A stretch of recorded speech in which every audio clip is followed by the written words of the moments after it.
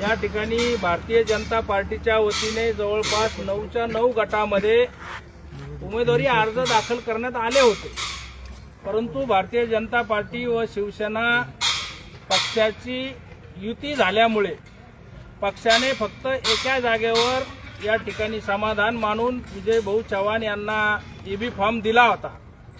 सर्व बाकी नंतर काल 3 एबी फॉर्म या ठिकाणी देण्यात आले होते, परंतु या ठिकाणच्या दहशतवादापुढे व या पितापुत्रांच्या हुकुमशाहीपुढे या ठिकाणचे जे निवडणूक अधिकारी आहे यांनी आवर्जून या ठिकाणी भारतीय जनता पार्टीचे उमेदवारी अर्ज बाद करण्याचा घाट घातलेला आहे। केवळ विजय चव्हाण साहेब यांचा सुद्धा उमेदवारी अर्ज त्यांनी बाद केलेला आहे, परंतु आत्ताच या ठिकाणी हेरिंग आटोपलेले आहे आणि या हेरिंग झाल्यानंतर सर्व नेत्यांशी चर्चा झाल्यानंतर असं ठरवण्यात आलेलं आहे की आज भारतीय जनता पार्टीला एवढ्या मोठ्या प्रमाणात युतीतल्या पक्षाने धोका दिल्यामुळे या ठिकाणी सर्वच्या सर्व जागेवर भारतीय जनता पार्टी हे भारतीय जनता पार्टी पुरस्कृत पॅनल या ठिकाणी 9च्या 9 जिल्हा परिषद गटामध्ये उभा राहणार आहे।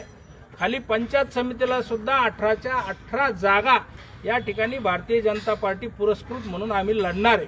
आम्हाला फक्त या ठिकाणी आता बिडकीनमध्ये अपेक्षित आहे की विजय भाऊ चव्हाण यांचा उमेदवारी अर्ज वैध होईल अशी शक्यता वाटते।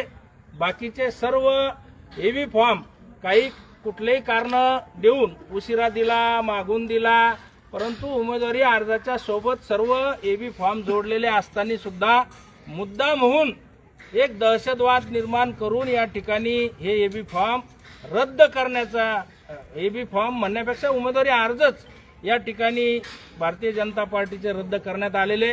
त्यामुळं आता सर्व उमेदवार हे अपक्ष उमेदवार म्हणून झालेले, परंतु भारतीय जनता पार्टीच्या सर्व नेत्यांनी असे आदेशित केलेले आहे की आपण सर्वच्या सर्व जागेवरची या ठिकाणी सर्वजण एका जागेवर बसा आणि भारतीय जनता पार्टी पुरस्कृत आपला पॅनल आपल्याला ज्या लोकांनी धोका दिलाय यांच्या समोर आपल्याला हा पॅनल उतरायचा आहे।